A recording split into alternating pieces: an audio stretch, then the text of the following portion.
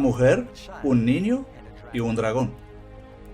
A primera vista, esto puede parecer como los ingredientes para un cuento aterrador.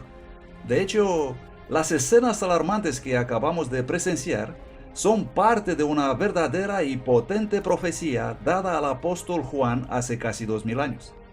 ¿Qué nos dice esta profecía encontrada en el libro de la Revelación capítulo 12? ¿Señala algún evento que sucedió hace miles de años? ¿O describe cosas que van a ocurrir en el futuro cercano? ¿Y a quién representan la mujer, el dragón y el niño? Acompáñenos ahora en un viaje a un mundo que pocos han visto, pero del cual todos pertenecen. La Revelación, la novia, la bestia y Babilonia.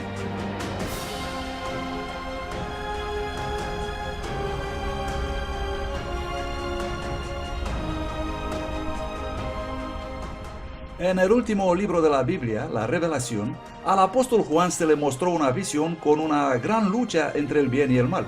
La profecía sobre una batalla que se ha intensificado detrás de las escenas desde el amanecer del tiempo. Los secretos detrás de esta profecía han sido envueltos en misterio por siglos, hasta ahora. Desde los reinos y los gobernantes que han caído en todo el mundo hasta los hombres y mujeres que se levantaron para luchar por sus creencias, esta es la historia del cristianismo, la búsqueda de la verdad y la fundación de la fe de miles de millones de personas. Y apareció en el cielo una gran señal, una mujer vestida del sol y la luna debajo de sus pies, y sobre su cabeza una corona de 12 estrellas. Y estando embarazada, clamaba con dolores de parto y angustia por dar a luz. Y el dragón se paró delante de la mujer que estaba para dar a luz, a fin de devorar a su hijo tan pronto como naciese. Muchos eruditos bíblicos e historiadores han estudiado esta profecía a través de los años y están de acuerdo que la profecía de la Revelación 12 apunta hacia un evento conocido como la matanza de los inocentes, que se produjo en el primer siglo en Judea. En las décadas anteriores al nacimiento de Cristo, el Imperio Romano había conquistado a todo el mundo mediterráneo, incluyendo Judea, y en varios puntos de la historia hubo diferentes gobernadores allí.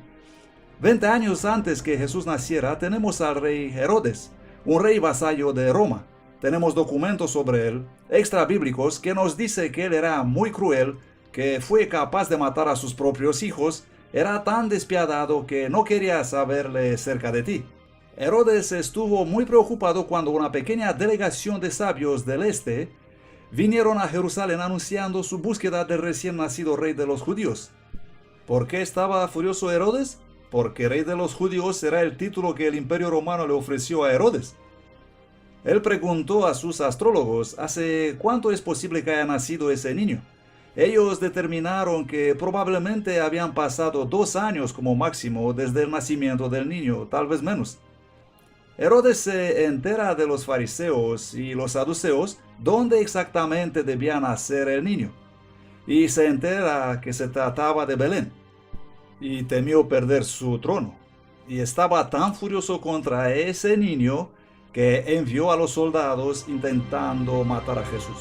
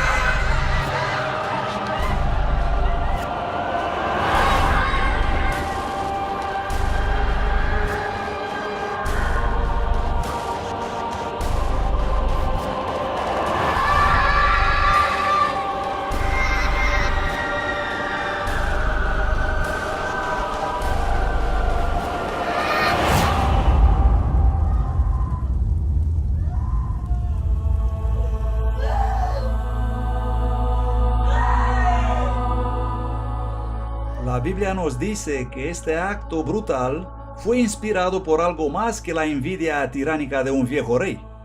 Muchos eruditos bíblicos creen que eso es parte de una lucha mucho más grande que ha continuado a través de las épocas y aún está ocurriendo hoy. Para descubrir los secretos de esta profecía, primero tenemos que identificar a los personajes principales: la mujer, el niño y el dragón. El apóstol Juan dice: apareció una gran señal en el cielo, una mujer vestida del sol y la luna debajo de sus pies, y sobre su cabeza una corona con 12 estrellas. Vamos a mirar más de cerca a esta mujer. Sabemos que ella es un símbolo de alguien o algo. ¿Nos dice la Biblia a quién representa esta mujer? Maridos, amad a vuestras esposas, así como Cristo amó a la iglesia y se entregó a sí mismo por ella. Entendemos de esto que la iglesia es la novia de Cristo. No solo es la novia de Cristo, pero en cierto sentido, puesto que el hombre no odia a su propia carne, la iglesia es el cuerpo de Jesús. Muy claramente en la Biblia, una mujer representa a la iglesia. Tenemos una mujer como representante del pueblo de Dios. Podemos ver esto en el Antiguo Testamento y en el Nuevo Testamento. Jesús viene del pueblo de Israel y luego la iglesia crece como algo desarrollado por Jesús. Muy importante, esta mujer está a punto de dar a luz a un niño especial. ¿Quién es este niño? Tenemos algunas indicaciones. Primero, él gobierna con vara de hierro sobre las naciones. Eso es una referencia al Antiguo Testamento, donde claramente Dios es el que gobierna sobre las naciones con vara de hierro. Luego dice que él es llevado al cielo. ¿Y quién es llevado al cielo? Jesús el Cristo. Él es el Rey de Reyes y Señor de Señores. Así que estas dos indicaciones definitivamente nos dicen que se trata de Jesús. Ahora vamos a considerar el archivillano en esta importante profecía, el dragón. Y apareció otra señal en el cielo. He aquí un gran dragón de color rojo encendido. Sabes, me gustaría poder ofrecerte simplemente una teoría imaginaria aquí, pero la Biblia nos dice quién es el dragón. El dragón es el diablo. Tanto en el Antiguo Testamento como en el Nuevo, ¿quién es el destructor? Es Satanás, ya sabemos, el ángel caído, el diablo. Por lo tanto, él ataca tan pronto que Jesús nace en la tierra. Ahí se dirige su ataque. Y el dragón fue arrojado afuera, la antigua serpiente llamada Diablo y Satanás, el cual engaña a todo el mundo. Él fue arrojado en tierra y sus ángeles fueron arrojados con él. Lo que vemos aquí en la primera parte de la Revelación 12 es una representación simbólica del conflicto de los siglos entre Cristo y Satanás. Y encontramos esta descripción retrocediendo hasta Jardín de Edén, donde tenemos una serpiente con alas. ¿Y qué es una serpiente con alas? Es la imagen de un dragón. Y tenemos a esta serpiente, a este dragón descrito en toda la Biblia. Durante toda la vida y ministerio de Cristo, Satanás trató de impedir los planes de Jesús de proveer salvación para la humanidad. Pero él fue herido por nuestras transgresiones, molido por nuestras iniquidades. El castigo por nuestra paz fue sobre él, y por sus llagas nosotros somos sanados. En varias ocasiones lo sacaron a golpes de la sinagoga y querían arrojarlo de un acantilado. Trataron de silenciarlo, lo torturaron públicamente hasta la muerte. Pero la estrategia de Satanás de arruinar el plan de salvación fue totalmente destrozada cuando Jesús resucitó de la muerte. Y el hijo de ella fue arrebatado a Dios y a su trono. Con el Hijo de Dios ya físicamente fuera de su alcance, el diablo dirigió toda su furia sobre los seguidores de Jesús, los nuevos cristianos. Él les hizo mucho daño a través del cruel poder de la Roma imperial. Cuando el dragón se vio arrojado a la tierra, él persiguió a la mujer que había dado a luz al niño varón. El cristianismo era una pequeña minoría perseguida y sufrida que no tenía un estatuto oficial en el Imperio Romano, y hubo una serie de persecuciones, algunas de ellas muy duras. Una de las funciones de la religión en el Imperio Romano era asegurar el bienestar del Estado. La idea era que si los dioses eran adorados de manera adecuada, entonces ellos estarían a favor del imperio. Y si eran adorados inapropiadamente, entonces ellos, ya sabes, cosas malas ocurrirían al imperio como resultado de la ira divina. Los cristianos no querían traer sacrificios a los dioses, y en este momento los dioses incluían el emperador romano. Así que es fácil considerar a estas personas chivos expiatorios religiosos. Básicamente, si algo va mal, probablemente es porque hay cristianos alrededor. Y por supuesto que tienes que castigarlos. Y el castigo, ya sabemos, en general era la muerte. Lo que la gente pensaba era que los cristianos reunidos también parecían hacer amor con sus hermanos y hermanas, porque había rumores de que ellos cometían incesto. Los cristianos solían llamarse entre ellos hermano y hermana, y solían comer la carne de Cristo. La gente escuchaba que aparentemente los cristianos comían niños, y cuando los paganos oían esto, pensaban lo peor, ¿no? Asumían lo peor. Los cristianos son progresivamente despojados de sus cargos civiles, de sus funciones militares, sus libros son confiscados, sus iglesias son destruidas, se les prohíbe reunirse y así sucesivamente porque existe la ansiedad de que esto está realmente debilitando el bienestar del imperio. Mientras la iglesia primitiva sufría bajo esta persecución devastadora de Roma, sus vidas se convirtieron en un poderoso testimonio para la verdad. Mientras los paganos vivían en constante temor supersticioso, estos cristianos enfrentaban la tortura y la muerte con una paz sobrenatural. Básicamente lo que hizo Nero fue dárselos como comida a los leones. Los ataba a los pilares envueltos en resina y los encendía con fuego usándolos como antorchas humanas para que las fiestas puedan seguir por la noche. Los rompía en pedazos, eran matados por los gladiadores. Simplemente toda forma creativa para poder librarse de esos cristianos.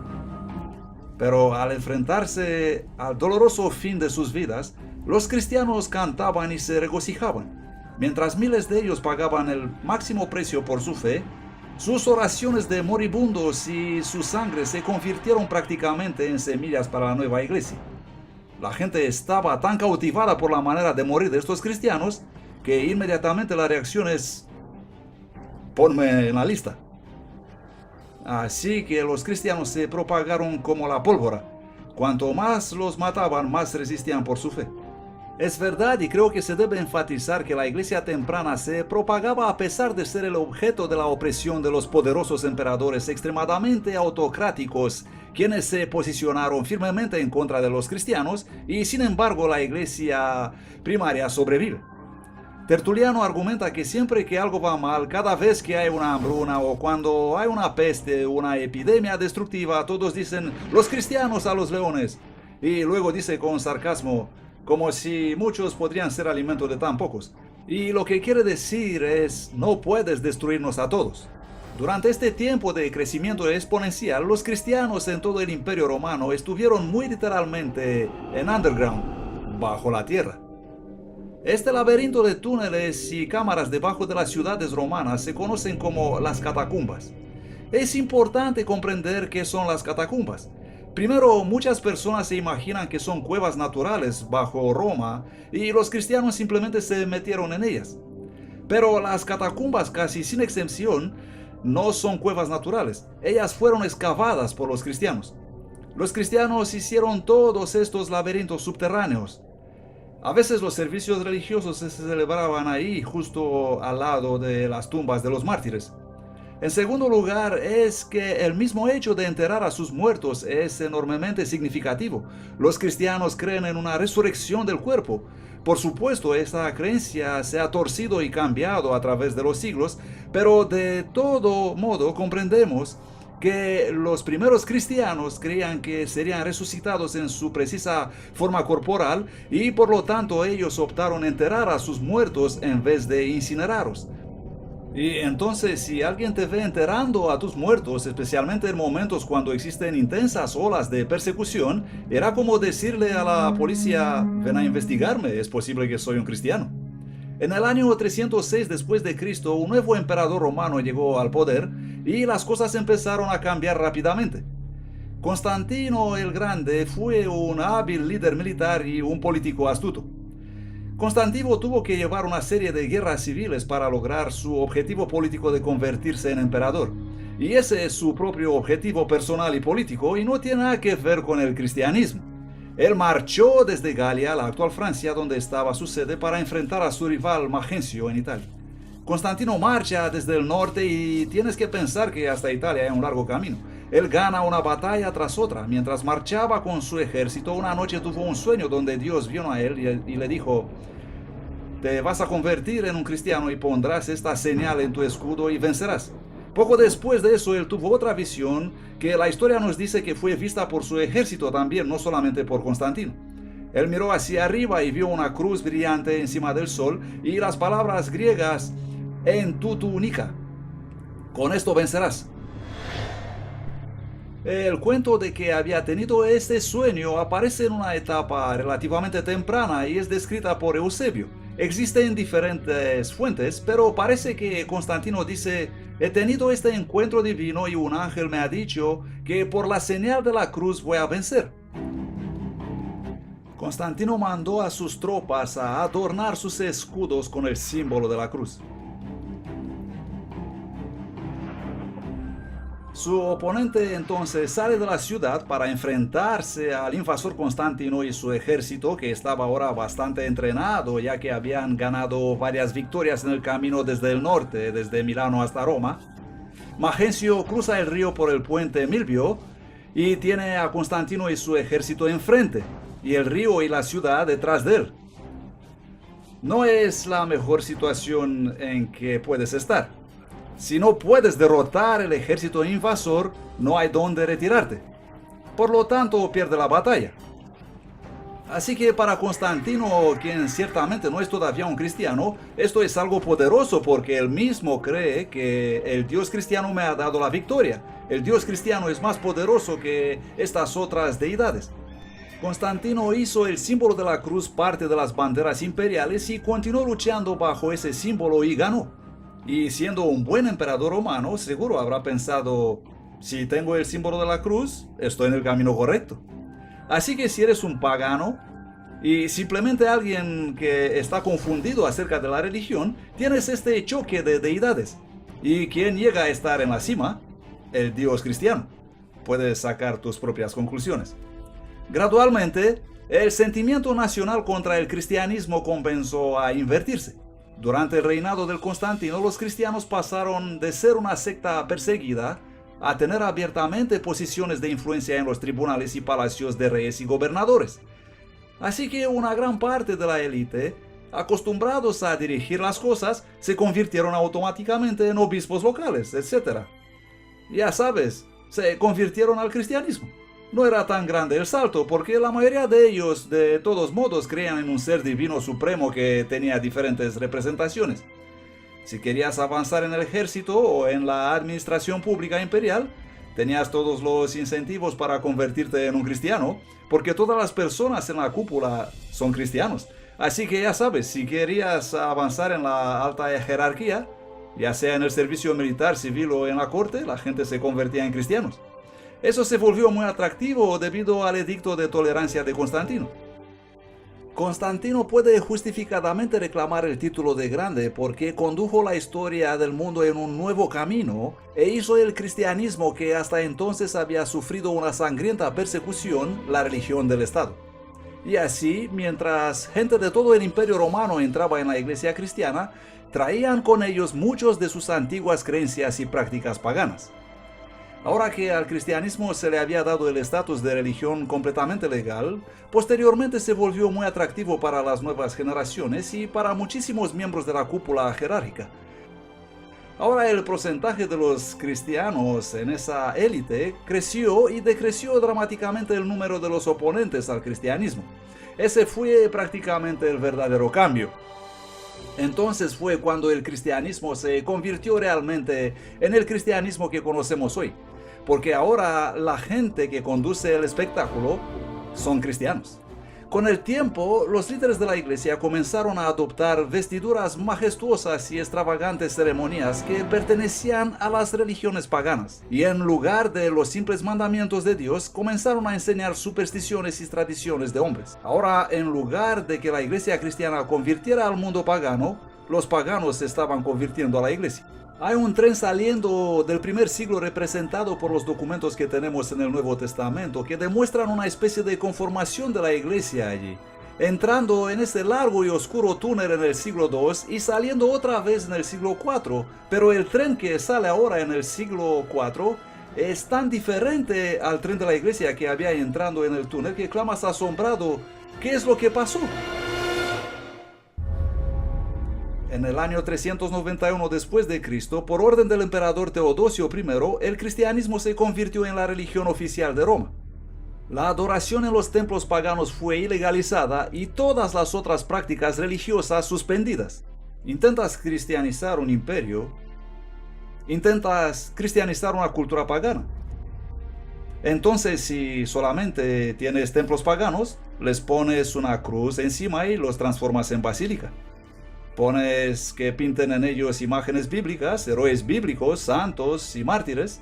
Los cristianos están muy decididos de apoderarse de los templos paganos y hay un notable líder de la iglesia que en realidad escribió esto en un tratado que sobrevive hasta hoy. Él describe el ataque del paganismo sobre el cristianismo. Y parte de esta evidencia es cuando escribe: vuestros mismos lugares de adoración son ahora lugares de adoración cristianos. Nos hemos apoderado de ellos, los hemos limpiado de idolatría, los hemos santificado y los hemos hecho lugares donde es adorado el único Dios verdadero. ¿Qué evidencia más clara queréis que vuestro sistema de creencia es falso? ¿Dónde están vuestros dioses si permitieron que esto ocurra? Así que los cristianos deliberadamente en aquel momento y muy planificado como estrategia tomaron no solamente los templos paganos, sino los rituales e ideas, y ellos pensaron socavarlos para avanzar en la causa de expandir el cristianismo. Lo que no sabemos es hasta dónde llegaron de verdad con este pensamiento, si dijeron hasta qué punto es legítimo hacer eso y en qué momento quizás empezamos a tomar otras ideas. La velocidad con la que Iglesia temprana se precipitó en la apostasía te deja sin aliento. Mientras que millones de paganos se dieron la prisa a unirse a la iglesia, eran naturalmente reticentes a deshacerse de sus tesoros idólatras. Los romanos y los griegos estaban tan acostumbrados a estar rodeados por los símbolos de sus deidades que comenzaron a hacer lo mismo con el cristianismo. Muchos de estos nuevos convertidos simplemente renombraron sus ídolos con nombres cristianos como Pablo, María y Pedro. Una estatua de Júpiter se convirtió en la estatua de Pedro. Sabemos esto debido a que tiene un disco solar justo sobre su cabeza. Eso nos dice claramente que no se trata de Pedro, sino que es una estatua pagana que fue renombrada. En lugar de Rómulo y Remo, hombre, ¿por qué no poner unos mártires, dos grandes mártires, los hermanos Cosme y Damián, no? Las representaciones de Isis, la cual es originalmente una diosa egipcia, pero que se había convertido en griega en aquel tiempo, se vuelve de repente la representación de María llevando a su hijo. Puedes encontrar la tradición sobre la madre y el hijo a lo largo de toda la historia de la humanidad. Está en el mitraísmo, está en Babilonia, lo tienes hasta muy lejos en Persia. Y así María adquiere las características de estas otras diosas. Isis viste un manto azul oscuro, está casi siempre colocada encima de una luna creciente. Ella es la madre de todos los dioses, está siempre llevando a sus brazos a Horus, su hijo. Esa es la estatua que recibe un nuevo nombre, y ahora su nombre es María llevando a su hijo Jesús. La representación de Dios Hermes se muestra ahora como siendo Cristo el buen pastor. Asclepios es el modelo iconográfico para muchísimas representaciones de Jesús, sí. Un joven y vibrante Dios con el pelo rizado hasta los hombros y una pequeña barba. Pronto las estatuas de los santos e incluso las de Jesús comenzaron a adornar las iglesias. A pesar de que Dios prohíbe claramente esta práctica en los 10 mandamientos, la gente continuamente venera y ora a estos ídolos renombrados. No te harás imagen, ni ninguna semejanza de cosa que esté arriba en el cielo, ni abajo en la tierra, ni en las aguas debajo de la tierra. No te inclinarás a ellas, ni las honrarás. Relacionado con este último punto está la veneración de María, la madre de Jesús. Mientras es cierto que María fue una mujer fiel y muy honrada de ser su madre, las escrituras no enseñan en absoluto que ella debe ser divinizada o adorada. María siempre había sido importante en la historia cristiana antigua, pero en la época de la Edad Media ella fue elevada hasta llegar a ser vista prácticamente como una divinidad. Se llegó a considerar a Virgen María como la que intercede a favor de los seres humanos delante de su supremamente virtuoso y sentencioso y censurador hijo. Una creencia muy extraña, pero es así como se ve ahora la religión. La Biblia no venera a María como un santo especial. Ella es descrita como una mujer pura y piadosa, usada por Dios para dar a luz a Mesías. Sin embargo, en el concilio de Nicea en el año 325, la Iglesia elevó a María a la estatura de una diosa y comediadora con Cristo. Empezando tempranamente al final del siglo IV, las iglesias estaban siendo dedicadas a la Virgen María. Y tristemente, estos no fueron los únicos errores que se deslizaron en el cristianismo en aquella época. Durante la época apostólica, el bautismo era una ceremonia sagrada reservada solamente para los que tenían la edad suficiente para tomar una decisión racional para Cristo. Era un testimonio público de aceptar a Cristo y su perdón. El bautismo representa literalmente estar muertos y enterrar nuestra vida antigua y ser resucitados, nacidos de nuevo para una nueva vida en Cristo. Sucedió con el paso del tiempo una redefinición del cristianismo y se empezó a bautizar adolescentes y luego menores de edad, considerándolos ya listos para hacer el compromiso para la fe. La ceremonia del bautismo se realizaba también en un lago o un río, donde la persona podía ser totalmente sumergida, eso significando que estaba completamente lavada de sus pecados. La práctica del bautismo fue poco a poco alterada por la Iglesia. Cientos de años después de Cristo, el rociar y derramar agua fueron introducidos como una forma más cómoda de bautismo. Esto en realidad debilitó el poderoso simbolismo del servicio y contradice el ejemplo de Jesús, que fue bautizado por inmersión. Y sigue siendo el caso hasta alrededor del siglo XII. Pues en el siglo XII es el tiempo cuando los teólogos están realmente reexaminando la doctrina cristiana y llegan a la conclusión que el pecado original, el pecado que toda la humanidad tiene como resultado de la desobediencia en el jardín de Edén, existe en el alma desde el momento del nacimiento. Era un concepto antibíblico que un niño podría pecar muy pronto después de su nacimiento y por lo tanto si pecaba estaba en peligro de ir al infierno y arder para siempre en el infierno. Así que la única manera de cuidarlo era bautizarlo. Y tenía que ser bautizado en la iglesia. Si no era miembro de la iglesia, era en vano. Así que los teólogos dijeron, tenemos que empezar a bautizar bebés inmediatamente, tan rápido como sea posible después de su nacimiento. Eso por si acaso mueren. Y por supuesto, en aquel tiempo la tasa de mortalidad era muy alta y muchos bebés morían. Otra verdad cristiana que fue alterada por la influencia pagana fue la Cena del Señor. Jesús instituyó el servicio de comunión, también conocido por algunos como la Eucaristía, a ser una hermosa pero sencilla ceremonia donde sus seguidores deberían beber vino no fermentado y comer pan sin levadura. Esos símbolos del cuerpo y la sangre sin pecado de Jesús están diseñados para ayudar a los creyentes a recordar el sacrificio y las enseñanzas de Cristo. Sin duda, el más importante rito de los cristianos de la Edad Media era la Eucaristía o la Santa Comunión, o como lo llamaron más tarde, la misa. Hombres y mujeres se congregan y toman el sacramento, celebran lo que nosotros llamaríamos la comunión, tomar el cuerpo y la sangre de Jesucristo. Pero de nuevo, bajo la influencia de los rituales paganos, todo el servicio de la comunión fue gradualmente cambiado por los líderes de la iglesia en un ceremonial místico. En este nuevo ritual se utiliza vino fermentado y el sacerdote supuestamente tiene el poder de transformar el pan y el vino en el verdadero cuerpo y la sangre real de Cristo. Eso se llama la transubstanciación. La idea de que un sacerdote transforma la Eucaristía en el cuerpo y la sangre de Cristo mediante la pronunciación de la fórmula Hoc est enim corpus meum. Este es mi cuerpo. Ellos afirman que estas palabras son poderosas y tienen la propiedad de transformar la naturaleza del vino y del pan en el cuerpo y la sangre de Jesucristo resucitado.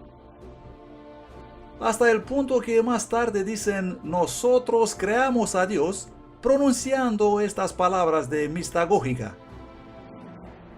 En esencia, lo que decían que ocurre en el altar era que el pan se transforma en cuerpo y que el vino se transforma en sangre. Pero al parecer siguen siendo pan y vino.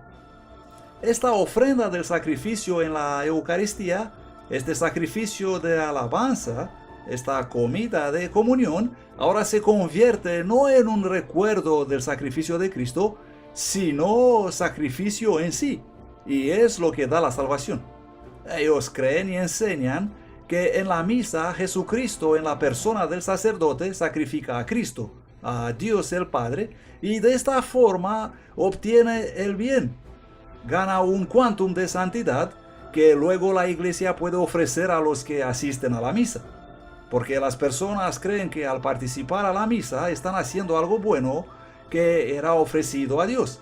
Existe un racionamiento teológico de que cuanto más haces eso, mejor. En el año 1415 después de Cristo, en el Concilio de Constanza, líderes de la iglesia decretaron que solo los sacerdotes podían beber el vino y que los feligreses solo recibían el pan. Sin embargo, la Biblia dice claramente que cuando Jesús estableció el servicio de la comunión, todos los presentes bebieron del vino. Unos 300 años después de Cristo, la iglesia comenzó a desviarse de otro de los 10 mandamientos. Se trata del cuarto mandamiento, que requiere que los creyentes recuerden el séptimo día de la semana como siendo el día de reposo de Dios, el sábado divino. Recuerda el día sábado para guardarlo santo. 6 días trabajarás y harás toda tu obra, pero el séptimo día es el sábado de Jehová tu Dios. En el Imperio Romano el judaísmo era una religión antigua y las religiones antiguas eran respetadas. Cuando los judíos siguieron luchando contra Roma, lo que solía ser una especie de paraguas de seguridad para el judaísmo se convirtió en un pararrayos para el cristianismo.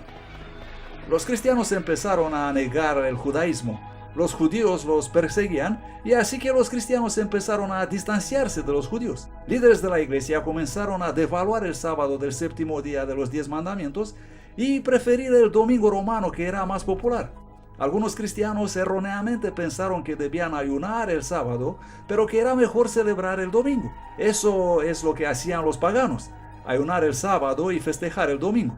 No es un concepto judío porque los judíos ayunaban el viernes y festejaban el sábado. Era simplemente lo que algunos cristianos pensaban. Por lo tanto, si tienes que ayunar en un día y en otro día puedes festejar, puedes adivinar cuál día será más popular, ¿no? Y Cristo es resucitado en un domingo y existe una tendencia muy natural de gozar y celebrar eso. Hay una tercera razón que es la influencia del culto al sol que se cuela en la iglesia. Y cuando el culto al sol empieza a deslizarse en la iglesia, Constantino puede hacer uso de eso para conducir la iglesia a la exaltación del domingo, el día del sol, como siendo el día cuando la gente debería adorar. Este alejamiento gradual de la ley de Dios con el paso del tiempo se hizo tan ampliamente aceptada que la mayoría de las personas son sorprendidas al enterarse que la observancia del domingo no tiene ningún fundamento en la Biblia. En el año 313, Constantino publicó el Edicto de Milán estableciendo el domingo como día de descanso. La ley dominical del emperador no tenía nada que ver con el cristianismo. En realidad era para honrar al dios del sol grecorromano llamado Helios o Apolo. El emperador Constantino se había convertido supuestamente al cristianismo, pero mantenía también su adoración al dios sol. Él cambió el día de adoración del sábado del séptimo día, que obviamente pertenecía a la tradición judía, al sábado del primer día, el día del dios sol, el domingo. Y desde entonces los cristianos, una gran parte de ellos, la mayoría, guardaron como día de adoración el día del sol en vez del día del sábado. Esto es claro en otro edicto de Constantino decretado en el año 321 después de Cristo, cuando el emperador ordenó: en el venerable día del sol, los magistrados y la gente que reside en las ciudades descansen, y todos los talleres sean cerrados. Notemos que en el edicto se usa la palabra sol, S-O-L. También existe registro de que Constantino hizo una ley para todo el imperio de que el domingo debería ser guardado como día de descanso. Por supuesto, este cambio no se infiltró en la iglesia de repente. La historia nos dice que por décadas el sábado del séptimo día, junto con el domingo, fueron los dos observados como días santos. La iglesia primaria claramente guardaba el sábado judío en los tiempos de los apóstoles, pero desde los mediados hasta el fin del tercer siglo, eso fue en gran parte abandonado o estaba en proceso de ser abandonado. A los inicios del cuarto siglo, en muchas partes del Imperio Romano, los cristianos están generalmente adorando el domingo. Muchos cristianos durante este periodo de tiempo guardaban el sábado y luego el domingo tenían un ceremonial recordando la resurrección, después del cual iban a sus trabajos habituales. Es durante el reino de Constantino cuando la idea de transferir la solemnidad del sábado al domingo fue por primera vez expresada. Siglos antes, el profeta Daniel había predicho que se levantará un poder religioso que pensará cambiar los tiempos y las leyes. En medio de los 10 mandamientos existe únicamente una ley que es también un tiempo: el sábado. La doctrina del fuego infernal fue también distorsionada por la mitología pagana. En el libro de la Revelación, la Biblia enseña que después del gran día del juicio, los perdidos serán arrojados en un lago de fuego. En aquel momento, cada persona es castigada de acuerdo a lo que merece. Y entonces son totalmente consumidos y perecerán eternamente. Y no temáis a los que matan el cuerpo, pero no pueden matar el alma. Temed más bien a aquel que puede destruir el alma y el cuerpo en el infierno. Porque los que viven saben que han de morir, pero los muertos nada saben. Los sacerdotes empezaron a enseñar que el infierno es un lugar de tormento eterno gobernado por el diablo, donde se llega en el momento de la muerte.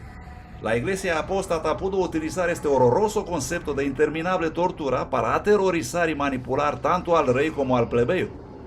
Lo más trágico de todo esto es que esta falsa enseñanza presenta a Jesús como una especie de sádico malvado. Eso anima a muchos ateos y agnósticos a desafiar el cristianismo y las enseñanzas cristianas sobre un Dios amoroso, si ese Dios hace algo que es más horroroso incluso de lo que hizo Hitler. No importa cuáles fueron los hechos de una persona, ¿son miles de millones de años de tortura el pago para ese crimen? Así aparecieron muchas personas que odiaban a Dios y aprendieron a odiar a Dios debido a esta falsa doctrina. Otro concepto pagano que se infiltró en el pensamiento cristiano fue con respecto a la vida después de la muerte. El purgatorio es la idea que enseña que al morir algunas personas entrarán en un fuego infernal temporal, donde son purificadas para el cielo. El purgatorio es un lugar a medio camino, es decir, una parada entre el cielo y el infierno. Y lo interesante del purgatorio es que puedes escapar de él. Como dice la misa, consignados a las llamas de la aflicción. Está lleno de bichos, está lleno de olores sulfúricos. Puede que es un poco mejor que el infierno, pero tampoco es un día al campo.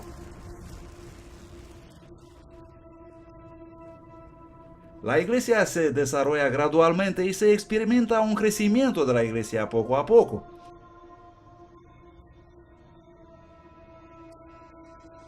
La idea es que todo el que muere con sus obras de penitencia incompletas probablemente tendrá que pagarlas en algún lugar de sufrimiento post-mortem. Ellos sufrirán a fin de que sean purificados, depurados de sus pecados y ofensas que han cometido en la vida. La gente medieval creía que todos serán salvos y redimidos si fueran miembros bautizados de la iglesia. Pero todos también tendrán que hacer penitencias por los pecados que han cometido y que no han confesado, pasando algún tiempo en el purgatorio. Así que el verdadero objetivo es entonces reducir el tiempo de estancia en el purgatorio. Mucha gente confunde el purgatorio con el infierno pensando que se puede salir del infierno, pero eso no es posible. Si vas al infierno, ahí estás. Eres considerado muy malvado y simplemente estás perdido. Pero la mayoría de la gente tiene un montón de cosas malas, todos somos malos. Entonces, ¿cómo podemos ser buenos para el paraíso? Tenemos que depurar el mal fuera de nosotros y es así como apareció la palabra purgatorio. Por lo tanto, la mayoría de los cristianos creen que sus familiares sufren en el purgatorio y el purgatorio no es un lugar agradable. Puedes estar ahí miles de años.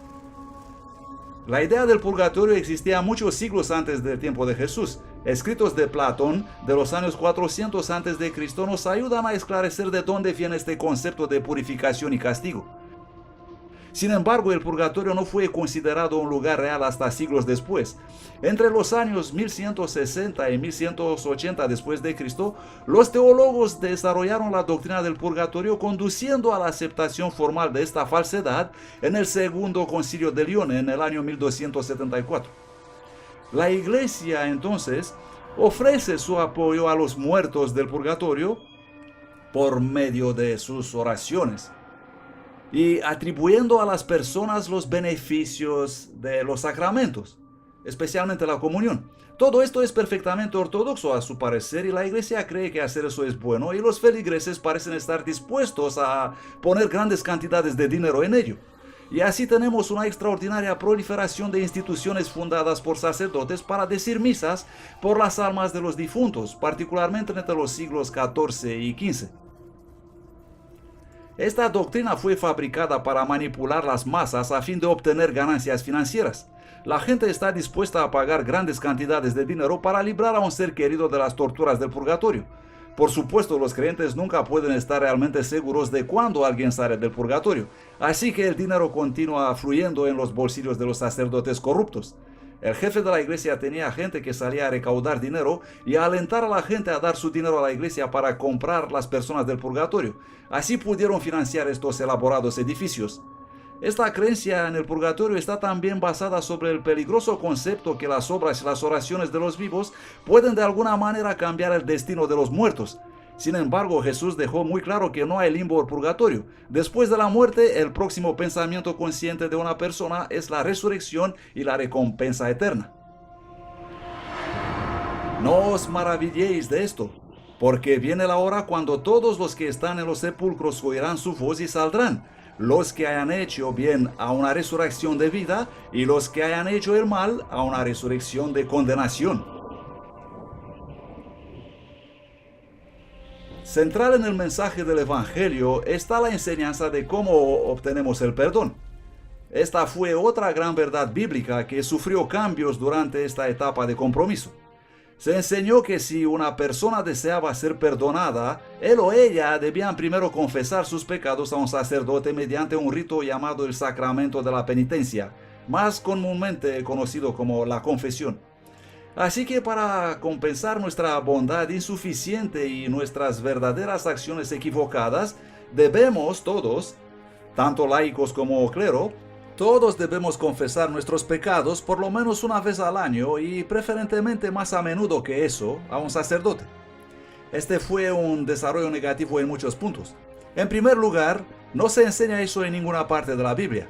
En segundo lugar, pone a un hombre mortal en lugar de Cristo y hace de Dios algo muy distante y separado de la gente normal y corriente. Y por supuesto, al mismo tiempo, coloca al sacerdote en la infame posición de conocer todos los hechos malvados de sus feligreses. Cuando alguien va a un sacerdote en la Edad Media, se producen en realidad tres cosas a través de la confesión de una persona. Primero haces la confesión, el sacerdote luego te concede las palabras de garantía que el pecado es absuelto, ya se ha ido, pero una persona también, porque ha violado las leyes de la iglesia y las enseñanzas de Cristo, tiene que realizar una obra de penitencia para compensar el hecho de que han pecado. La Biblia enseña que la humanidad no puede hacer nada para salvarse. Por eso vino Jesús a este mundo. Las Escrituras enseñan que nuestra salvación depende enteramente en confiar en Dios por misericordia y gracia que no merecemos. Es un magnífico regalo que nunca puede ser ganado por nuestros esfuerzos o buenas obras. Incluso la obediencia de Dios viene por medio del don de su gracia. La doctrina de salvación por la fe del Nuevo Testamento es ampliamente enseñada y comprendida hoy, pero durante la oscuridad de la Edad Media fue muy fácil convencer a las masas analfabetas que tenían que realizar buenas obras para ganar el favor de Dios. A la gente se les enseñaba que un pecador, a fin de obtener alguna esperanza de apaciguar a Dios, él o ella necesitaban pagar grandes sumas de dinero, realizar dolorosos actos de penitencia o hacer alguna cansada peregrinación.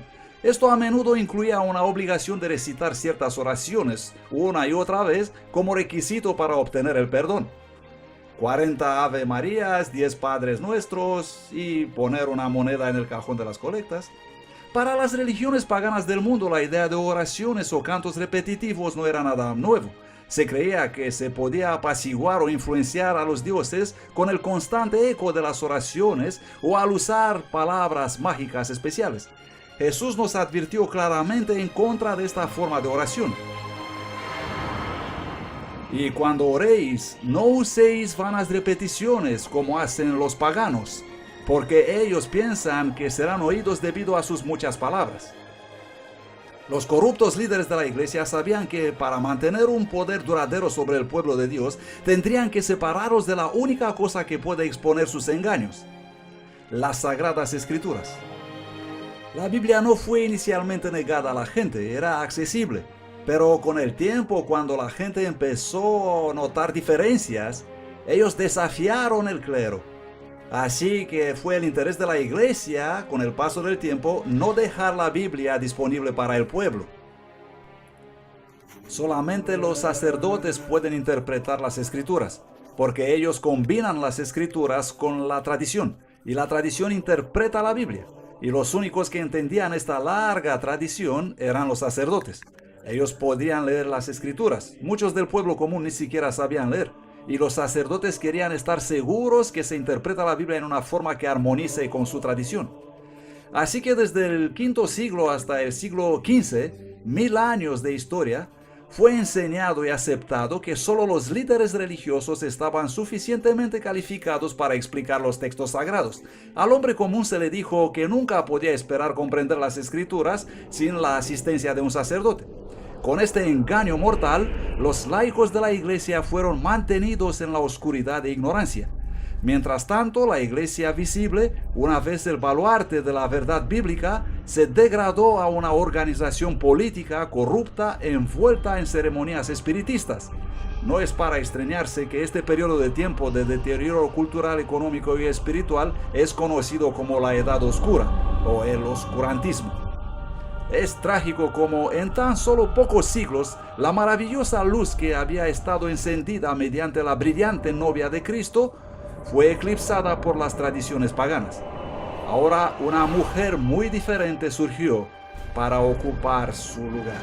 Y vi una mujer sentada sobre una bestia escarlata llena de nombres de blasfemia y que tenía 7 cabezas y 10 cuernos. Y la mujer estaba vestida de púrpura y de escarlata y adornada con oro, piedras preciosas y perlas, y tenía en su mano un cáliz de oro lleno de abominaciones y de la suciedad de su fornicación, y en su frente un nombre escrito: Misterio, Babilonia la Grande, la madre de las rameras y de las abominaciones de la tierra. Y vi a la mujer embriagada con la sangre de los santos y con la sangre de los mártires de Jesús. Y cuando la vi, quedé maravillado con gran asombro. En la Revelación capítulo 17, Juan ve a una mujer descrita en un modo totalmente distinto de la mujer pura de la Revelación 12. ¿Quién es esta nueva ramera sanguinaria y qué hay sobre la extraña bestia que ella está montando? Si no está sentado, este sería un buen momento que lo hagas. Puedes encontrar lo que estás a punto de escuchar bastante impactante. Solamente existe un imperio, una iglesia, una sola institución en el mundo que reúne los criterios de esta profecía: la Iglesia Romano-Católica. Esto no significa que todas las personas de esta religión son malas, engañosas o perdidas. Muchos católicos son personas muy amables y han hecho una buena cantidad de bien a lo largo de la historia. Este asunto trata en realidad con una lucha mucho mayor entre poderes espirituales e instituciones combatiendo sobre la verdad de la Biblia. Pero ahora necesitamos quitar el velo y realmente observar muy atentos los hechos. En el libro de la Revelación, capítulo 17, versículo 1, observamos que esta mujer está sentada sobre muchas aguas. Afortunadamente, el ángel nos explica el significado de este símbolo en el versículo 15. Luego él me dijo: las aguas que viste, donde se sienta la ramera, son pueblos, multitudes, naciones y lenguas. Así que la mujer reina en una civilización densamente poblada. Probablemente habéis escuchado la expresión "todos los caminos conducen a Roma". Durante el apogeo de su gobierno, los romanos habían construido una red de 80,000 kilómetros de carreteras a través de todo el imperio. Justo cuando el imperio romano empezaba a desmoronarse, la iglesia en Roma estaba ganando fuerza. En efecto, la iglesia católica se apresura a llenar el vacío de poder que queda por la caída del imperio romano. Y se llega en situaciones donde, por ejemplo, cuando a mediados del siglo V, cuando el Huno Átila está avanzando contra la ciudad de Roma con su ejército, no es el emperador el que sale para detenerlo, sino el Papa, el obispo de Roma. Este tipo de prominencia política, así como prominencia religiosa, viene en realidad para definir el papel del Papa. La profecía indica también que la mujer está montando sobre una bestia con 7 cabezas y 10 cuernos. Obviamente estas cosas son símbolos. Esta criatura aquí representa claramente el mismo monstruo con 7 cabezas y 10 cuernos que hemos visto un poco antes en conflicto con la novia de Cristo en el capítulo 12. Y es la misma bestia que el mundo está obligado a adorar en el capítulo 13, pero que representan estas 7 cabezas y 10 cuernos. Las 7 cabezas son 7 montes sobre las cuales se sienta la mujer. Los 10 cuernos que has visto son 10 reyes. Solo hay una ciudad en el mundo sentada sobre 7 colinas como estas. Una ciudad importante, y esta es la ciudad de Roma. Por lo tanto, no hay ninguna duda en las mentes de la mayoría de los expositores bíblicos que cuando Juan habla sobre esta mujer, él habla de Roma. Tenemos que ver la conexión aquí. 7 cabezas, 7 montes. Vas a Revelación 12, 7 cabezas. Vas a Revelación 13, otra vez 7 cabezas. Hay una continuidad aquí. Es en la ciudad de Roma, llamada la ciudad de las 7 colinas, donde toda el área está realmente confinada a la propiedad del Estado de Vaticano.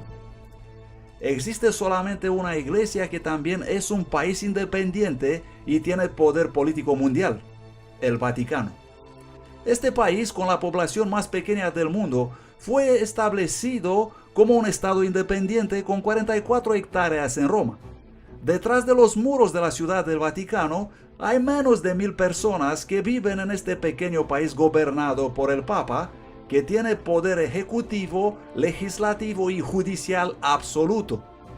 Embajadores de todo el mundo se reúnen con el Papa y sus representantes buscando la influencia y orientación de este poder religioso internacional. Hasta las Naciones Unidas se reunieron para escuchar al Papa.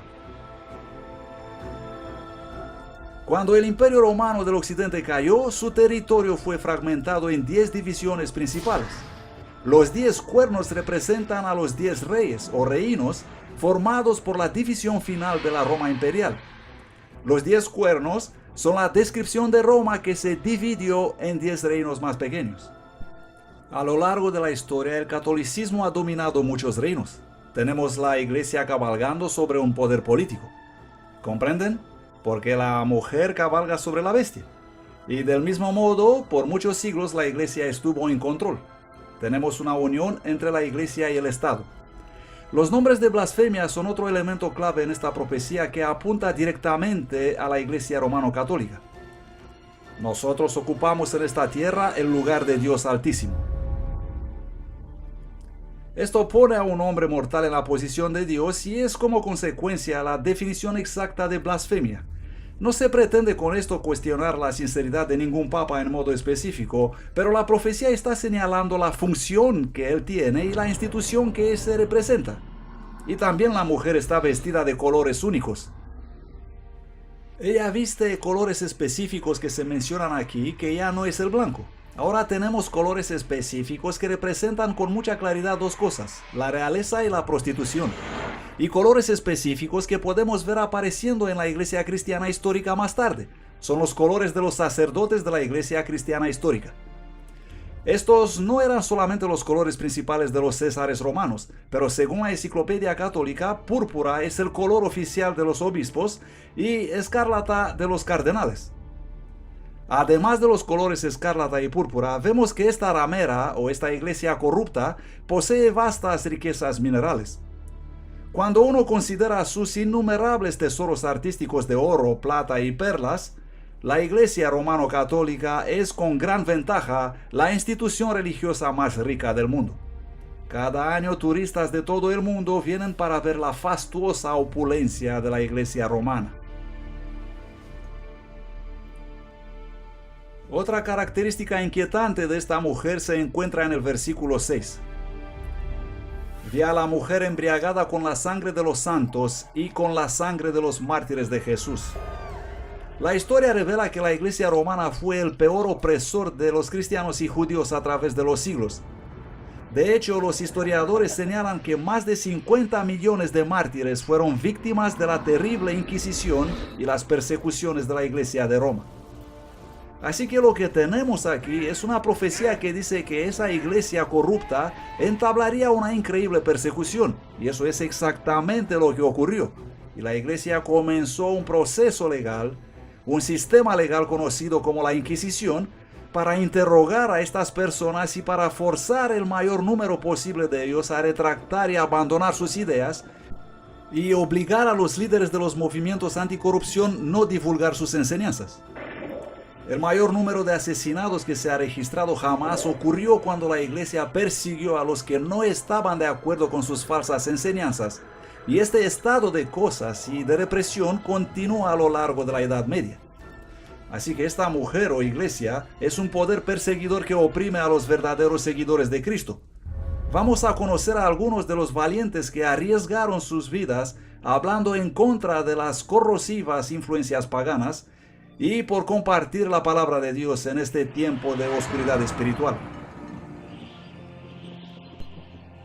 El pueblo que andaba en tinieblas vio gran luz. Los que moraban en tierra de sombra de muerte, luz resplandeció sobre ellos. Viviendo en Lyon, Francia, hubo un joven que alteraría el curso de la historia cristiana.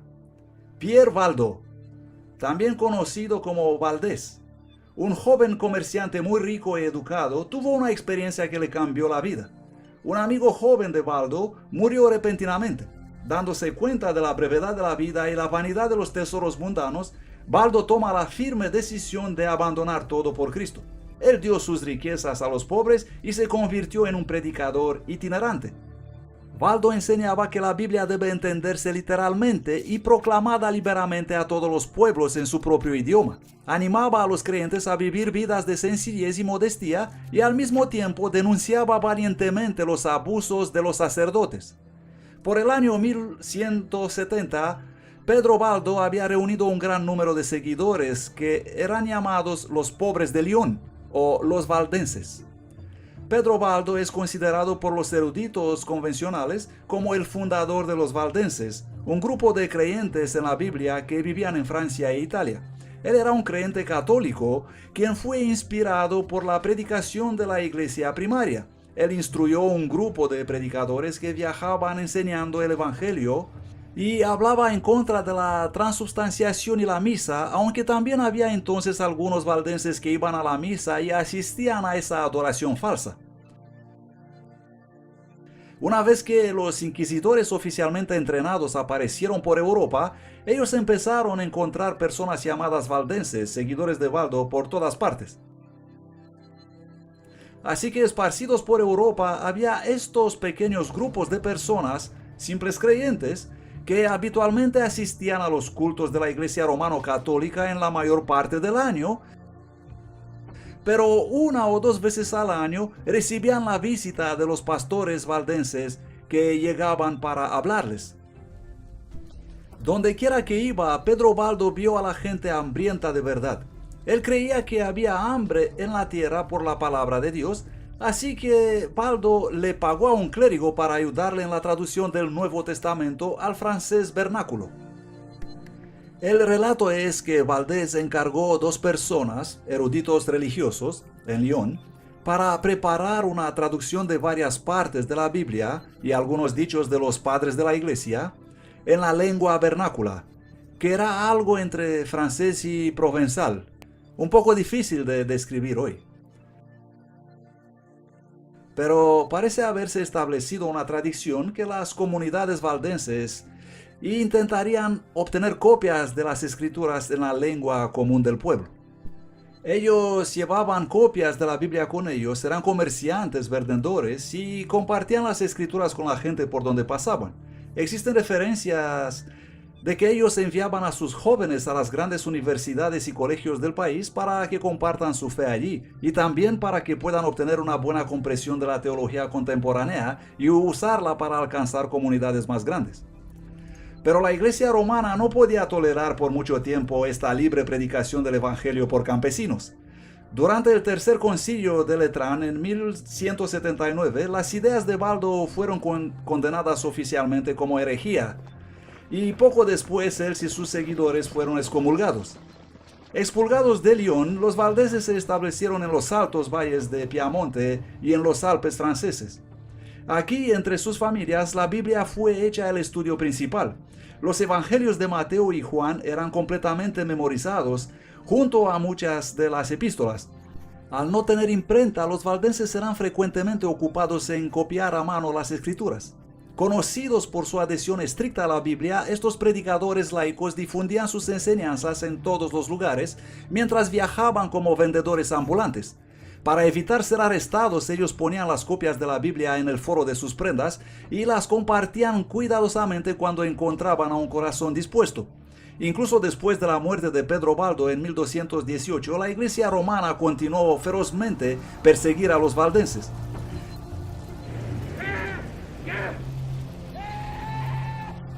Durante siglos muchos fueron juzgados y condenados a muerte en varios países europeos.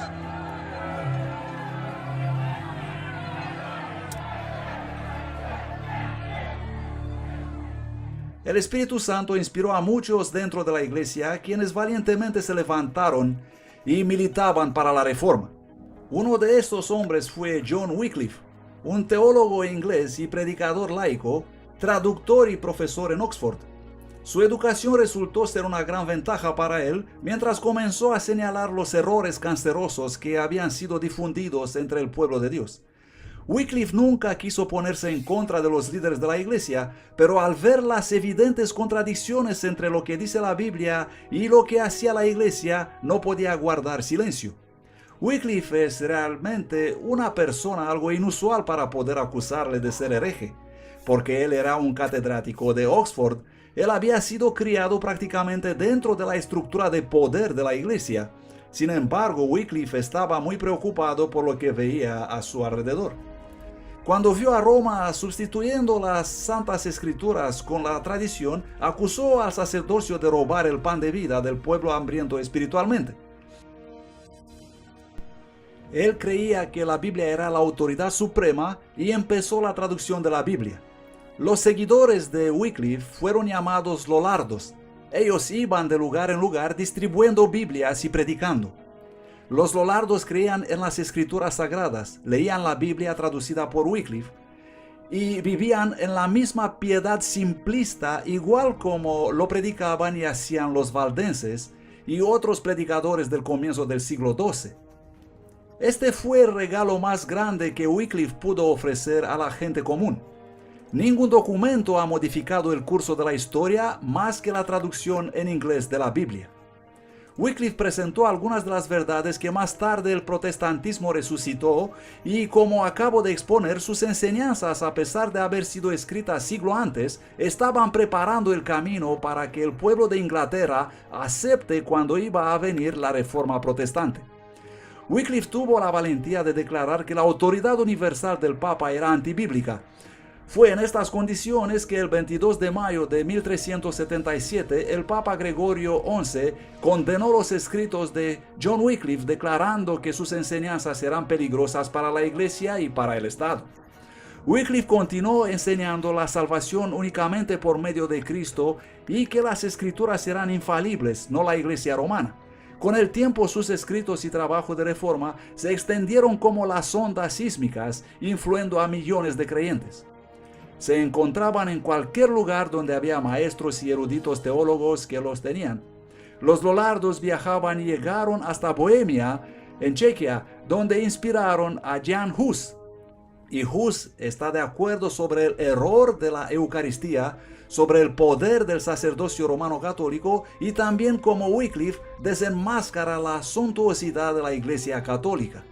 Hus era solamente un adolescente cuando Wycliffe murió, pero las obras de Wycliffe tuvieron una poderosa influencia sobre su vida y sobre su futura misión. Jan Hus fue un predicador de Bohemia, hoy República Checa. Él era también profesor universitario y capellán del rey. Se le confió luego el oficio de predicación en una iglesia que había sido recién construida llamada Capilla Bethel. Como Wycliffe, Jan Hus predicaba las escrituras en la lengua del pueblo, algo prohibido en la Iglesia romano-católica que obligaba a la lectura de la Biblia en latín que nadie comprendía. Hus predicaba en el idioma del país y el pueblo obtuvo la Biblia en su idioma a pesar de las prohibiciones de la Iglesia. Y fue en estas circunstancias que él entró en contacto con las enseñanzas de Wycliffe, y lo impactó favorablemente el desacuerdo sobre la transustanciación, sobre la fastuosidad y la influencia de la Iglesia. Caminando un día por la ciudad, Hus vio dos hombres que exponían un par de pinturas como una forma de protesto silencioso. Los cuadros presentaban dos escenas distintas. En uno estaba la imagen de Jesús solo, entrando humildemente en Jerusalén, seguido por sus discípulos cansados del viaje. En la otra pintura se mostraba la imagen del Papa vestido en ricas y lujosas ropas, transportado en una plataforma y seguido por una majestuosa procesión. Las pinturas ciertamente presentaban un contraste entre Jesús, quien dijo que las zorras tienen guaridas y las aves del cielo nidos, pero el Hijo del Hombre no tiene donde reclinar la cabeza, con el esplendor magnífico del palacio del Papa y del séquito papal. Movido por estas evidencias, Hus comenzó a denunciar públicamente el orgullo, la ambición y la corrupción del clero, y sin temor hizo un llamado para la reforma en la Iglesia.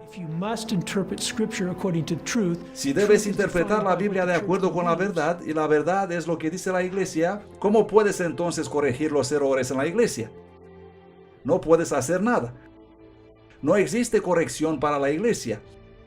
Y ese es el fundamento del error, que permite a la Iglesia Católica empezar con los errores y seguir con los errores. Jan Hus fue llamado a Constanza, en Alemania, para defender su crítica contra la Iglesia de Roma. Segismundo, el rey de Hungría y más tarde del Sacro Imperio Romano, le garantizó un pasaje de seguridad, algo como inmunidad diplomática. Pero inmediatamente que Hus llegó en la ciudad, él fue arrestado y puesto en el calabozo en el castillo Gottingen. El rey Segismundo estaba muy enfurecido por la detención de Hus y amenazó al concilio de la iglesia. Pero el concilio convenció al rey de que las promesas hechas a un hereje no tenían que ser respetadas. El 6 de julio de 1415, el concilio se reunió en la catedral después de la misa y la liturgia, y Jan Hus fue entonces traído al juicio. Se le pidió defender sus posiciones. Al defenderlas, se le encontró expresando herejías, y por lo tanto él fue condenado y juzgado por herejía. Entonces los guardias llevaron a Hus para ser ejecutado. En el lugar de su ejecución, Hus se mantuvo firme. Mientras las llamas se levantaban sobre su cuerpo, él fue capaz de elevar su voz en canto. Entre sus últimas palabras antes de su muerte, él predijo que dentro de 100 años Dios levantaría un hombre que llamaría a la reforma y que no podría ser suprimido. Criado en un humilde hogar de Mansfeld, Alemania, Martín Lutero, teólogo, autor, compositor y sacerdote católico, fue sin duda el más conocido reformador religioso del siglo XVI. Lutero nació el 10 de noviembre de 1483, unos 70 años después del martirio de Jan Hus. Nacido en una familia trabajadora de clase media, con varios hermanos y hermanas, Lutero desarrolló un firme carácter y personalidad. La familia Lutero parece haber sido, en cierta medida, una familia de grandes triunfadores. Los padres eran muy estrictos, de acuerdo con los relatos posteriores de Lutero. Eran muy estrictos con el joven Martín y ciertamente vieron que el camino a seguir para su hijo era mediante la educación. En su juventud él fue instruido para ser abogado. Sin embargo, una experiencia dramática cambió para siempre el curso de su vida. Lutero es atrapado en una tormenta y teme por su vida. Está fuera, teme no ser alcanzado por algún rayo. Los relámpagos caen delante de él, detrás de él y en ambos lados de él. Y entonces, en terror, él clama y promete que si un santo lo va a salvar, se convertirá en un monje. Llamó a la Santa Ana y a otros santos por las causas perdidas. Santa Ana, líbrame y me convertiré en un monje. Y cumplió su palabra. A pesar de las furiosas protestas de su padre, Lutero abandonó sus estudios de derecho, vendió sus libros y entró en el monasterio agustino de Erfurt, donde se dedicó totalmente a la vida monástica. Siguiendo su desesperado anhelo por la salvación, él practicaba frecuentes ayunos, largas horas de oración y una vida austera y un sinfín de confesiones. Más tarde él declaró: si alguien podría ganar el cielo como monje, entonces yo de verdad estaría entre ellos. Lutero encontró ahí un anciano confesor que percibió que Martín tenía un alma particularmente sensible, y ese viejo sacerdote se dio cuenta que Lutero debía enseñar la Biblia. Por lo tanto, Martín Lutero se convirtió simultáneamente en profesor de teología, predicador en la iglesia de la localidad y miembro de la comunidad religiosa de la Casa de los Agustinos. Hacía prácticamente 3 oficios. En Wittenberg él aprendió a estudiar la Biblia en los idiomas originales de la misma. Pronto Lutero empezó a compartir libremente las verdades que estaba aprendiendo en sus estudios y los oyentes estaban encantados. En el año 1510, Lutero hizo una peregrinación para visitar la sede de la iglesia en la santa ciudad de Roma. Se enfermó al presenciar la terrible avaricia y maldad que vio a todos los niveles del clero. Su gran expectativa de la ciudad santa fue aplastada mientras contemplaba el estilo de vida decadente de los monjes y sacerdotes. Eso estaba en fuerte contraste con su vida piadosa de Alemania. Pero la más inquietante revelación de Lutero estaba todavía por venir. Él se fue a Roma y estaba subiendo arrodillado las famosas escaleras cuando escuchó una voz, no necesariamente un sonido verbal, sino una voz en su mente que dijo: el justo vivirá por la fe.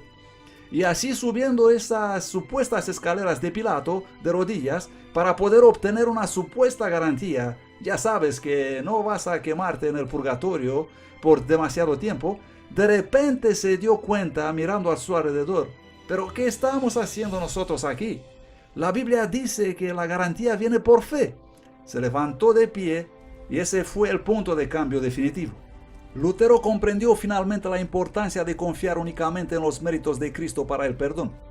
Al regresar de Roma en 1512, Lutero fue galardonado con el doctorado en la divinidad de la Universidad de Wittenberg y comenzó a predicar valientemente a la gente que los cristianos no deben aceptar ninguna doctrina a menos que viniera de la Biblia.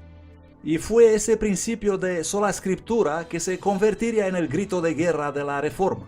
En una serie de 3 tratados en 1520, Lutero presenta el concepto que ahora, debido a que la tradición de la iglesia se ha vuelto tan corrompida por los inventos humanos, es cuando la iglesia solo debe seguir el testimonio de las escrituras.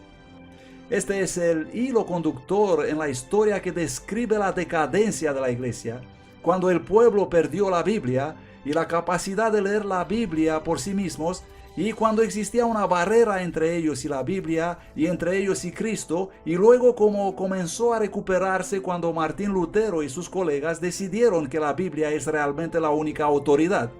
Sola escritura, toda escritura, prima escritura. Únicamente la Biblia entera y la Biblia ante todo, y así empezaron a corregir sus errores. En aquellos días Roma estaba preparando la construcción de la magnífica nueva Basílica de San Pedro. La iglesia envió a John Tetzel, un fraile dominico, a Alemania para vender indulgencias a fin de recaudar los fondos necesarios para la catedral. La iglesia cree no solo que sus servicios y ofrendas pueden ayudar a los muertos, sino también que el jefe de la iglesia, el Papa, puede mediante la superabundancia de gracia acumulada que está en posesión de la iglesia, simplemente declarar que las sanciones de los que mueren en pecado sean anuladas. Es eso lo que se llama una indulgencia. La indulgencia completa, plenaria, absuelve a la persona de todos los pecados que habrá cometido hasta ese momento y así te hace evitar, de acuerdo a la enseñanza de la Iglesia Católica, el purgatorio e ir directamente al cielo. Al final de la Edad Media, la Iglesia tiene claro en su cabeza que puede decir a la gente que si quieres hacer una ofrenda a la Iglesia te dará una indulgencia conforme a tu ofrenda, para ti o para tus muertos, parientes, familiares, amigos, tus seres queridos. Y esos seres queridos escaparán de los sufrimientos del purgatorio, supuestamente de manera inmediata. Eso se convirtió entre los siglos XIII y XIV en una creencia muy popular y la gente clamaba por indulgencias. Cuando Lutero supo que sus feligreses compraban indulgencias, estuvo muy indignado. Cuando la gente vino a él a canjear sus indulgencias, él se negó rotundamente a validarlas. Lutero les declaró que lo que realmente necesitaban hacer era arrepentirse sinceramente y abandonar sus pecados. Este fue el primer problema que forzó a Lutero a entrar en guerra con su amada iglesia. El 31 de octubre de 1517, Lutero clavó su famosa protesta en las puertas de la antigua iglesia de Wittenberg. ¿Qué son las famosas 95 tesis que Lutero clavó en la iglesia del castillo de Wittenberg? Es una invitación académica a un debate. Escribes 95 tesis de declaración y básicamente estás diciendo, estas son mis propuestas. Y por supuesto son más fuertemente redactadas de lo que te puedes imaginar, porque es un tema de debate, un asunto de una así llamada disputa. Las 95 tesis son simplemente una serie de 95 propuestas mediante cuales Lutero intenta provocar un debate universitario. Y esta es una cuestión absolutamente normal en la práctica académica medieval. Así que Lutero se involucra en un muy restringido ejercicio académico, algo como publicar hoy una revista académica. Yo, como historiador, no estoy realmente esperando que mucha gente lea esto, simplemente te estás dirigiendo a un círculo muy reducido de personas. Por lo tanto, los toma y los clava en las puertas de la iglesia del castillo de Wittenberg, porque ese es el lugar tradicional para publicar invitaciones a las disputas académicas. Así que él no esperaba nada fuera de común como resultado a su acción. Pero eso atrajo la atención de muchas personas, incluyendo a los papas. De su punto de vista, Lutero no promovía nada que fuera hostil a la iglesia. Él estaba convencido que está promoviendo cosas que la iglesia recibirá con alegría. Y de hecho, si nos remontamos a los padres de la iglesia, incluyendo a Agustín, podemos encontrar muchas cosas en sus escritos de acuerdo con las ideas de Lutero. Así que Lutero en realidad espera, ya sabes, que la gente diga, ¡oh, genial! Gracias por señalar esas cosas. Lo cual era un poco ingenuo, pero quizá eso es lo que se espera de un académico. Él no estaba tratando de crear otro movimiento, sino absolutamente el contrario. Pero en realidad, por supuesto, fue que la iglesia no recibió alegre lo que Lutero tenía que decir. Y fue publicada una bula papal, y eso es una especie de declaración que condenaba a Lutero y a sus escritos diciendo que deberían ser arrojados al fuego. La bula llegó a Wittenberg, pero en vez de que los escritos de Lutero sean arrojados al fuego, Lutero congregó una gran multitud de gente en la ciudad y arrojó la bula papal en el fuego. Y hubo la incineración de esa bula papal, y por supuesto eso fue lanzar el guante. La provocación había sido enviada, respondida. Y entonces cuando Lutero dijo, bien, si tú me condenas a mí, yo te voy a condenar a ti. Porque él creía que este es realmente un asunto sobre la verdad, y si la iglesia estaba condenando la verdad bíblica, entonces la iglesia en realidad debía ser el anticristo. Y él así la nombró, y por supuesto cuando llamas a alguien anticristo, es bastante difícil llegar a un consenso y compromiso con él. Entonces el emperador alemán organizó una audiencia y todos los príncipes y sacerdotes importantes fueron reunidos para una histórica asamblea en un lugar llamado Worms. Aquí había representantes de todos los diferentes príncipes, nobles y ciudades libres del imperio. Y Lutero va creyendo que tendrá la oportunidad para debatir. Pero la iglesia sabe que Lutero es un brillante expositor y por supuesto no le darán ninguna oportunidad para hablar. Él fue sacado delante de todos, se le mostró un montón de libros apilados y se le pusieron dos preguntas. ¿Son tuyos estos libros? ¿Y vas a retractar? Es decir, ¿vas a negar las enseñanzas que escribiste en ellas? Pero Lutero no respondió inmediatamente. Él dijo, sí, estos son mis libros, pero hay muchas cosas escritas en ellos y necesito algo de tiempo para meditar en eso. Él casi pierde el coraje, pero finalmente no lo perdió. El siguiente día él viene y empieza a jugar con las palabras. Ellos le pedían, ¿vas a retractar o no tus escritos? Y él decía, bueno, me pedís retractar todas mis obras porque hay escritos aquí que todos en la iglesia están de acuerdo con ellas. Y empezó a crear un debate. Pero no lo dejaron. Ellos decían, no, tú solamente tienes que retractar eso, ¿vas a retractar o no? Es un momento heroico, especialmente porque en cuanto a Lutero, él estaba seguro que eso iba a conducir a su muerte. Él declaró, a menos que se me convenza mediante el testimonio de las Sagradas Escrituras o por claros razonamientos, porque no confío ni en el Papa ni en su concilio, ya que es bien conocido que a menudo han errado y se han contradicho a sí mismos. Estoy sometido a las Escrituras que he citado y mi conciencia es cautiva a la palabra de Dios. No puedo ni quiero retractar nada, ya que no es seguro ni correcto actuar en contra de la conciencia. Esta es mi postura. No puedo hacer otra cosa. Que Dios me ayude. Amén. El concilio no tuvo mucho que decir en respuesta y Lutero fue declarado proscrito. Su literatura fue prohibida y se ordenó su detención. El documento de Worms dice: queremos que sea arrestado y castigado como hereje peligroso. Pero Lutero había recibido un salvoconducto de la dieta de Worms, de igual modo como había recibido Jan Hus para el concilio de Constanza 100 años antes. Y había estas autoridades de Roma que instaban al emperador del Sacro Imperio Romano Germánico, Carlos V, a ignorar el salvoconducto, así como lo había hecho el emperador Segismundo en el caso de Jan Hus. Pero Carlos V no quería ser conocido como el segundo emperador que había incumplido la promesa de un documento de seguridad. Y por esta razón, o por otras tal vez, él permitió a Lutero abandonar la ciudad y volver a casa. El pensamiento era que probablemente alguien lo va a matar en el camino porque se había puesto un buen precio por su cabeza. En vez de eso, Lutero es secuestrado por un grupo de hombres armados que en realidad trabajaban para Federico el Sabio, quien había decidido que tiene que poner a Lutero fuera de la circulación por un tiempo, escondiéndole en el castillo de Wartburg, solamente siendo el elector quien sabía eso, todos los demás no teniendo ni idea de lo que habrá pasado con Lutero. Muchos pensaron que había muerto. Para el próximo año de este exilio solitario, al cual Lutero se refiere como mi Patmos, el ex sacerdote continuó su trabajo de prolífica escritura y también consigue traducir el Nuevo Testamento del griego al idioma alemán.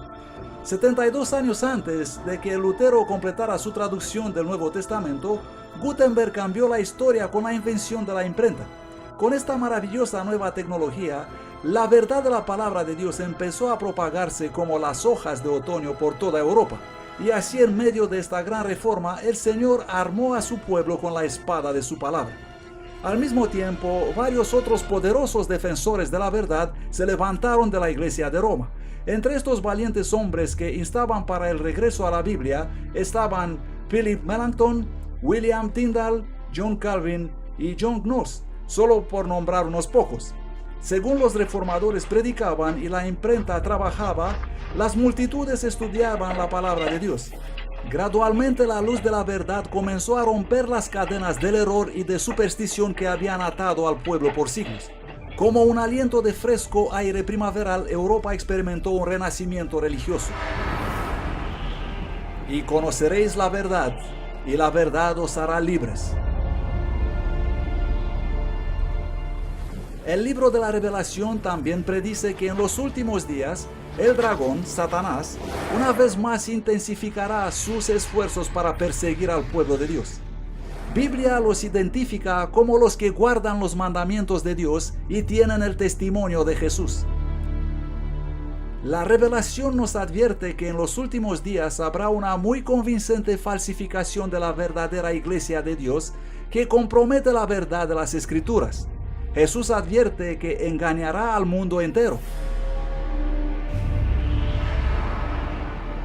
Porque se levantarán falsos cristos y falsos profetas, y mostrarán señales y milagros para engañar, si fuese posible, aún a los elegidos.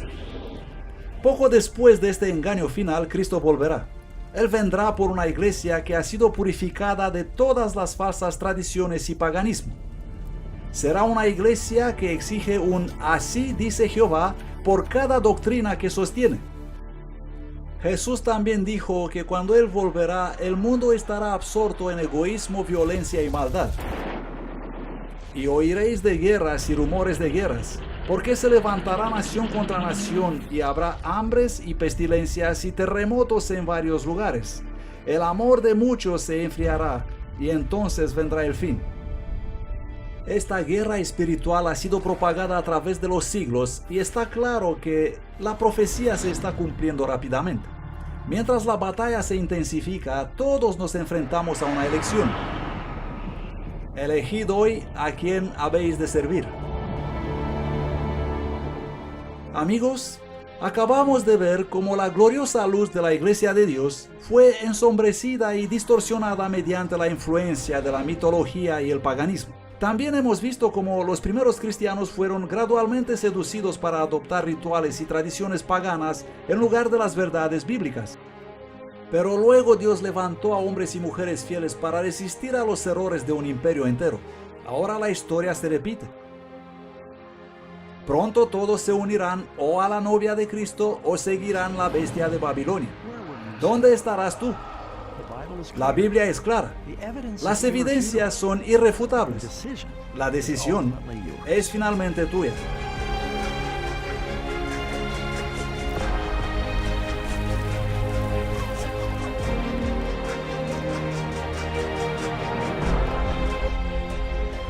Seguramente yo vengo pronto.